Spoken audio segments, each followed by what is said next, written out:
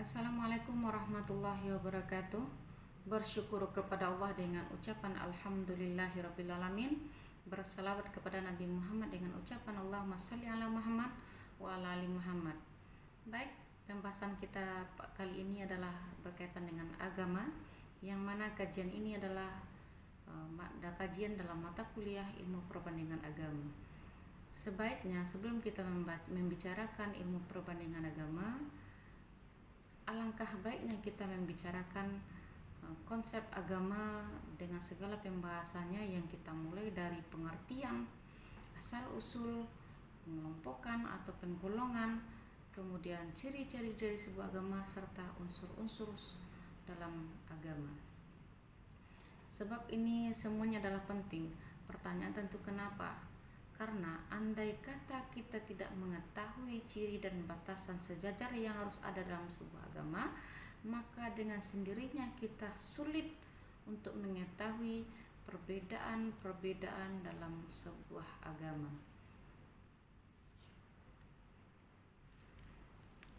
Mukti Ali menjelaskan ada dua alasan untuk memberikan penjelasan dari makna agama. Yang pertama, karena pengalaman agama itu adalah persoalan batiniah seseorang, bersifat individualistik. Artinya apa di sini? Bahwa orang yang beragama itu hanya dialah sendiri yang paham akan agama yang dianutnya, atau agama yang dipercayainya, atau keyakinan yang dipercayai. Kemudian yang kedua, tidak adanya orang yang begitu paham atau begitu bersemangat, bahkan punya emosi yang kuat. Artinya emosi di sini bukan emosi marah-marah ya, tetapi adalah emosi atau keinginan yang kuat untuk membahas sebuah agama. Sehingga pembicaraan mengenai agama sulit untuk dibahas atau dikaji, untuk diberikan makna atau pemahaman berkaitan dengan agama itu sendiri.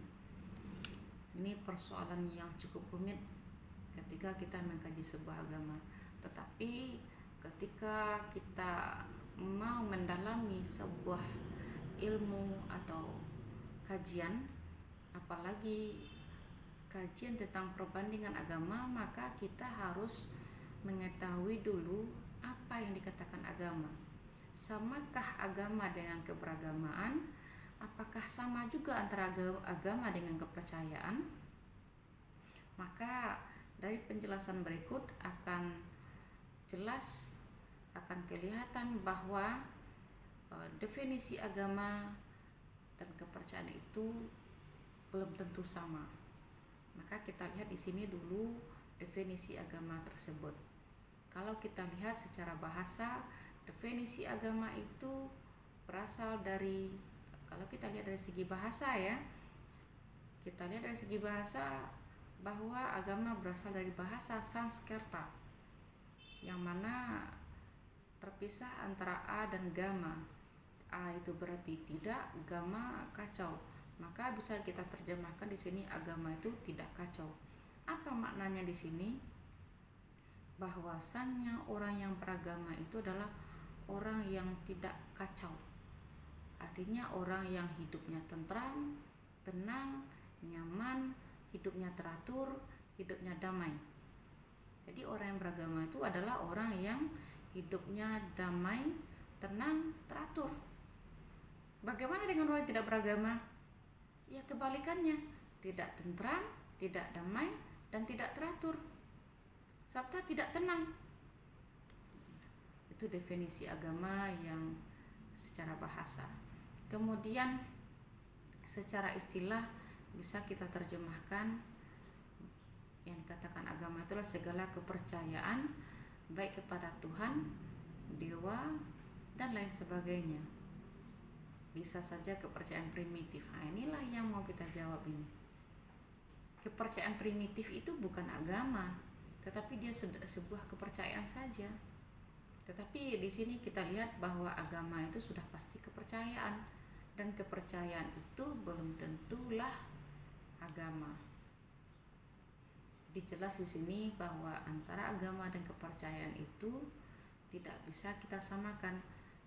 Yang jelas agama itu sudah pasti kepercayaan, tetapi belum tentu kepercayaan itu adalah agama. Ini jelas ini. Kemudian bisa kita lihat definisi agama menurut pakar non-Islam dan Islam. Bagaimana pula pendapat pakar non-Islam atau non-Muslim terhadap agama? Salah satunya adalah ada Emil Durkheim yang mengatakan bahwa suatu agama adalah suatu keseluruhan yang bagian-bagiannya saling bersandar antara satu dengan yang lain, yang terdiri dari akidah-akidah. Kalau kita berbicara akidah, tentu saja kepercayaan dalam sebuah tata cara peribadatan. Semuanya dihubungkan dengan hal-hal yang suci yang mengikat pengikutnya dalam suatu masyarakat. Nah, Emil Durkheim mengatakan dalam sebuah agama itu ada kepercayaan kepada sesuatu yang suci. Jadi sesuatu yang suci itu berupa jalannya. Jadi dalamnya itu ada akidah yang merupakan kepercayaan atau sebuah keyakinan terhadap sesuatu yang suci tadi, berupa tata cara peribadatan. Kemudian ada lagi pendapat lain mengatakan agama adalah suatu kepercayaan kepada hal-hal yang gaib. Ini pendapat dari E.B. Taylor. Katanya kepercayaan kepada hal-hal yang gaib. Dalam Islam, Tuhan itu gaib. Jadi orang yang beragama itu adalah percaya kepada sesuatu yang gaib. Dalam Islam, Tuhan itu gaib. Gaib itu tidak konkret, berarti dia abstrak. Kalau dia abstrak berarti dia tidak kelihatan, tetapi ada. Bagaimana bukti mengadakannya? Nah, ini jadi pertanyaan ini. Bagaimana Tuhan itu ada? Bagaimana kita membuktikan Tuhan itu ada? Ada ciptaannya. Apa ciptaannya? Alam dan segala isinya, termasuk kita manusia. Nah, ini terjawab dari pernyataan yang disampaikan oleh E.B. Taylor. Kemudian dari Sigmund Freud mengatakan bahwa agama itu adalah proyeksi dari perasaan atau keinginan yang sepenuhnya dipikirkan. Proyeksi berarti cerminan ya, cerminan dari perasaan kita atau keinginan yang sepenuhnya dipikirkan. Jadi agama itu perlu dipikirkan, bukan khayalan, bukan cerita, bukan bualan, tetapi sesuatu yang dipikirkan, ada dalam pikiran, ada dalam perasaan, kemudian diaplikasikan dalam bentuk tindakan. Nah, kemudian kita lihat definisi agama menurut Muslim. Apa katanya? Suatu tatanan yang dapat membimbing orang-orang yang berakal dengan hasil usahanya sendiri dalam mendapatkan kebahagiaan hidup di dunia dan di akhirat, yang meliputi perbuatan-perbuatan akal, etikat, dan amal lahiriah. Jika kita ingin hidup bahagia di dunia dan akhirat, pastilah kita harus berbuat kebaikan. Mustahil bagi kita ketika kita melakukan perbuatan jahat, perbuatan yang tidak baik, akan menjadi bahagia di dunia dan di akhirat. Ini jelas ini. Dalam agama itu pastilah kita melakukan perbuatan baik, yang mana ketika kita bercermin kepada rukun iman dan rukun Islam, ketika itu kita jalankan, maka kategorinya kita sudah termasuk orang yang baik, akan bahagia di dunia dan bahagia di akhirat. Contoh dalam rukun iman, percaya kepada Allah. Apa bukti kita percaya kepada Allah itu? Apa yang kita yakini? Bagaimana Allah itu? Kemudian yang kedua, beriman kepada malaikat. Malaikat ini siapa dia? Kemudian beriman kepada kitab. Kitab itu apa? Yang mana dia? Ketika itu semua kita yakini, maka insya Allah sampai terakhirnya akan bahagia di dunia dan akhirat. Kemudian apalagi kita aplikasikan dalam kehidupan dalam bentuk rukun Islam yang 5. Yang pertama, asyhadu an la ilaha illallah wa asyhadu anna muhammadar rasulullah, bersyahadat. Bagaimana kita bersyahadat itu? Dengan aplikasikannya dengan melakukan salat 5 waktu dan seterusnya. Kemudian dari beberapa pendapat itu bisa kita simpulkan bahwa yang dikatakan agama itu adalah suatu norma atau peraturan tuntunan ya Tuhan yang diturunkan kepada sebagian ataupun seluruh umat manusia dengan perantaraan Rasul untuk dilaksanakan dan ditaati dengan penuh kesadaran dan keyakinan dalam mencari kebahagiaan dunia dan akhirat. Nah, dalam agama itu pasti ada norma. Ketika kita berbicara norma, berarti kita berbicara ada aturan di dalamnya. Kalau ada aturan, mestinya kita ikuti. Apakah aturannya itu harus dipaksakan? Ya, diri kita yang memaksa. Bagaimana kita harus sholat? Bagaimana kita harus membaca Al-Quran? Bagaimana kita harus beribadah kepada Allah?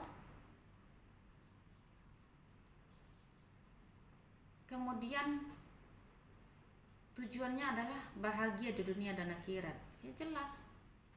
Ketika kita praktekkan dalam kehidupan keseharian kita, dalam kehidupan kita di dunia, apa yang kita lakukan itu adalah sebuah perbuatan yang baik, mestinya dan pastinya juga akan baik juga untuk di akhirat. Itu berkaitan dengan definisi agama. Kemudian perlu juga kita bahas di sini adalah tentang asal usul agama. Kalau kita berbicara asal usul, berarti kita berbicara dari mana agama itu. Dari mana agama? Siapa yang menurunkan? Siapa yang memerintahkan? Itu pertanyaannya. Karena kalau kita lihat bahwa beragama itu merupakan fitrah atau tabiat dari masing-masing manusia. Karena setiap manusia yang lahir membawa suatu tabiat beragama dalam jiwanya, yaitu mengabdi dan menyembah kepada sesuatu yang dianggap maha kuasa. Ketika kita berbicara fitrah, saya teringat dengan cerita fitrah.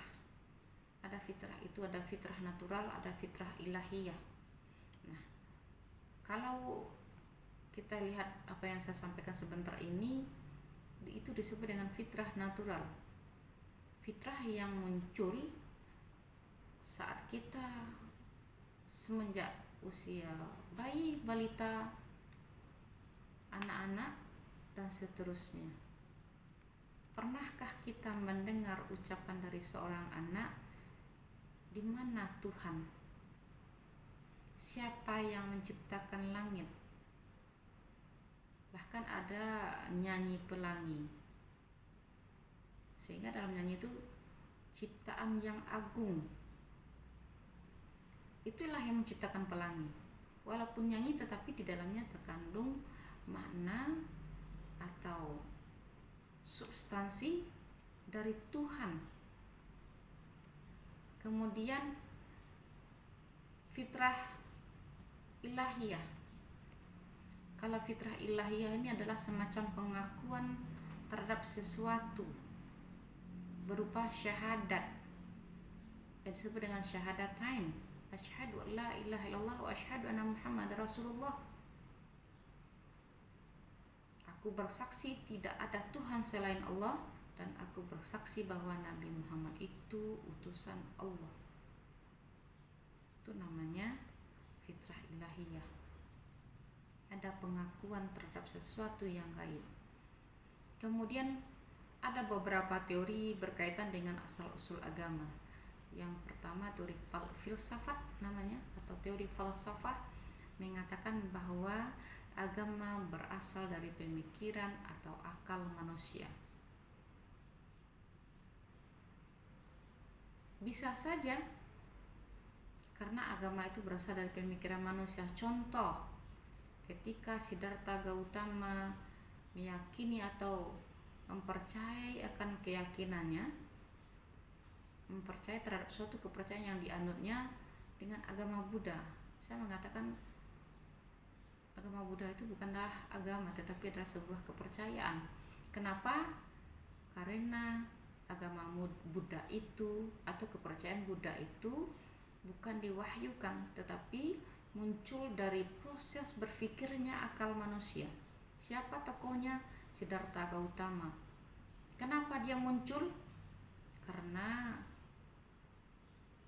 Siddhartha Gautama ini hidup dalam kemewahan, kemudian apa yang ada di pengalamannya ternyata tidak sesuai dengan apa yang disaksikannya, sehingga dia melakukan bersemedi dan muncul kepercayaannya, yaitu agama Buddha.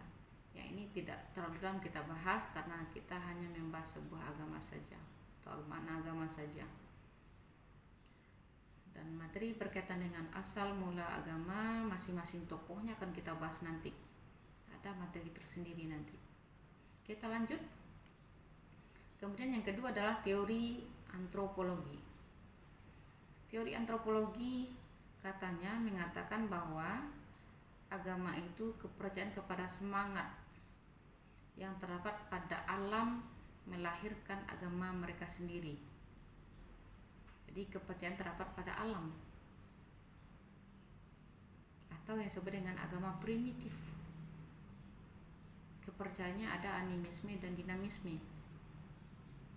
Animisme itu percaya kepada roh, sementara dinamisme itu percaya kepada benda-benda seperti keris dan segala macamnya. Kemudian ada teori sosiologi, mengatakan bahwa agama berasal dari pengalaman manusia dan konsensus mereka. Inilah yang saya contohkan tadi, pengalaman Siddhartha Gautama ketika dia melahirkan atau berpikir tentang sesuatu, dia munculkan sebuah kepercayaan atau keyakinan, yaitu keyakinan atau kepercayaan agama Buddha. Kemudian ada teori psikologi, mengatakan bahwa agama berasal dari dorongan akal. Ketika kita berbicara dorongan akal, berarti ada motivasi dari akal pikiran manusia untuk melahirkan sebuah keyakinan atau sebuah agama. Tetapi pertanyaannya yang muncul adalah, bagaimana dengan agama Islam? Apakah muncul dari dorongan akal manusia? Jawabannya, selain dia diwahyukan, tetapi juga harus ada dorongan dari akal manusia untuk meyakininya. Yakinlah, kalau tidak ada dorongan dari akal manusia, maka yakinlah agama yang ada pada diri manusia itu pasti tidak akan ada dalam dirinya. Kemudian ada teori ahli agama mengatakan bahwa agama itu Tuhan yang menciptakan manusia. Tuhan yang menciptakan manusia. Jadi agama itu berasal dari Tuhan, dari Allah Subhanahu wa ta'ala. Artinya agama ini diwahyukan. Kemudian yang kedua, berasal dari kalangan manusia. Artinya agama itu berasal dari proses berpikirnya akal manusia. Maka dapat kita lihat di sini, tadi juga sudah kita singgung berkaitan dengan agama samawi dan agama ardi atau agama wahyu atau agama budaya, agama wahyu dan agama budaya, atau agama wahyu dengan agama ardi, agama langit dengan agama bumi, atau agama ciptaan. Itu sama saja. Revelate dengan non revelate, diwahyukan dan tidak diwahyukan, itu sama. Maka dapat kita lihat di sini, kalau agama wahyu itu agama yang diciptakan dan diturunkan oleh Allah Subhanahu wa ta'ala. Contohnya Islam, Nasrani dan Yahudi. Inilah 3 contoh agama, dan hanya 3 itu saja agama yang diwahyukan. Lalu bagaimana dengan agama yang tidak diwahyukan? agama yang diciptakan oleh akal pikir manusia, dengan proses berpikirnya akal manusia. Apa contohnya? Hindu, Buddha, dan Konghucu atau Confucius. Kemudian kalau kita lihat dari segi penamaan, agama wahyu itu diberikan oleh Allah, sehingga nama agama itu ada dalam Al-Quran. Nasara dan Yahuda. Walan tarda angkal Yahuda walan Nasara. Itu nama agama itu. Yahudi dan Nasrani. Walan tarda angkal Yahuda walan Nasara. Itu nama agama itu yang disebutkan di situ.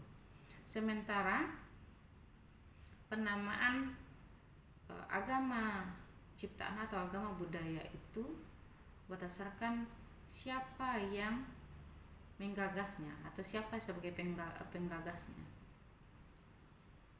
Kemudian agama wahyu itu ada rasul, diutus dia. Kemudian kalau agama budaya dia juga dibawa oleh seseorang, tetapi hanya penggagasnya saja atau pengasasnya atau pembawa agama itu sendiri. Kemudian ciri yang lain, agama wahyu itu mempunyai kitab, sementara agama non-wahyu itu tidak mempunyai kitab. Kemudian tidak disusun oleh akal. Agama wahyu itu tidak disusun oleh akal, artinya semuanya berasal dari Allah Subhanahu wa taala. Sementara kandungan yang terdapat dalam agama budaya itu berdasarkan akal pikir manusia. Kemudian ajaran dari agama wahyu itu bersifat mutlak, sementara ajaran dari agama budaya itu selalu berubah-ubah, tidak tetap begitu. Walaupun kita katakan agama wahyu itu tetap ajaran dan prinsipnya, tetapi yang masih konsisten sampai hari ini hanyalah agama Islam. Sementara agama Nasrani sudah banyak perubahan, karena siapa yang menjadi imamnya, siapa yang menjadi pembesarnya, maka dia juga buat aturan, maka berubah pula isinya. Kemudian inilah yang paling penting dari kehidupan pembahasan kita pada hari ini, yaitu bagaimana atau eksistensi agama dalam kehidupan manusia. Bagaimana eksistensi agama dalam kehidupan manusia? Pentingkah agama itu dalam kehidupan manusia atau tidak? Kenapa ada agama? Lalu muncul pertanyaan seperti itu. Kalau kita lihat, mengingat pentingnya keberadaan agama, maka manusia perlu memahami dan menghayatinya dalam kehidupan. Kenapa? Karena manusia tidak bisa lepas dari agama. Meskipun realitas dalam kehidupan, tidak semua manusia mampu mencerminkan dirinya sebagai makhluk yang beragama. Maka di sini jelas semua manusia tidak mampu mencerminkan dirinya apakah dia beragama atau tidak. Yang jelas itu adalah keyakinan yang ada dalam atau yang bersifat individualistik seperti pembahasan kita di awal. Kemudian kalau kita lihat pengkajian tentang eksistensi agama dalam kehidupan manusia merupakan salah satu bentuk pengkajian yang sangat unik. Pertanyaan kenapa? Karena kita akan dihadapkan kepada berbagai pertanyaan. Salah satu pertanyaan yang harus kita jawab, kenapa atau apakah agama itu perlu bagi manusia? Pertanyaannya, apakah agama itu perlu bagi manusia atau tidak perlu bagi manusia? Ada pertanyaan lain, kenapa ada agama? Kenapa ada agama? Maka dapat kita lihat bahwa agama itu berasal dari Tuhan yang diturunkan kepada manusia, yang dalam aturannya manusia harus beragama. Kenapa beragama? Karena dalam agama itu ada ajaran, ada aturan, ada norma, ada petunjuk, ada perintah, juga ada larangan. Di mana terdapat semua itu? Tentunya di dalam kitab suci. Lalu bagaimana eksistensi agama seseorang itu dalam kehidupannya? Ada keyakinan bahwa ada sesuatu kekuatan gaib yang supranatural atau sesuatu kekuatan gaib yang berada di luar dirinya, dialami, dan kekuatan gaib itu punya aturan yang berlaku bagi manusia. Maka dapat kita lihat bahwa beragama itu berarti menjalani hidup sesuai dengan ketentuan dan petunjuk agama yang diyakininya, atau melaksanakan segala sesuatu yang dituntut oleh ajaran agama yang dianutnya. Maka di sini dapat kita terangkan bahwa seperti pertanyaan saya di awal tadi, apakah sama agama dengan keberagaman? Maka dapat kita jelaskan bahwa agama itu adalah merupakan wujud yang berdiri sendiri, bukan yang melekat pada wujud lain. Artinya dia berdiri sendiri agama itu. Barulah keberagamaan sesuatu yang melekat pada seseorang, pemahaman dan pengalaman seseorang akan suatu agama tertentu. Jadi kalau keberagaman itu adalah suatu paham yang melekat ya pada seseorang, apakah berupa pengalaman ataupun pemahamannya.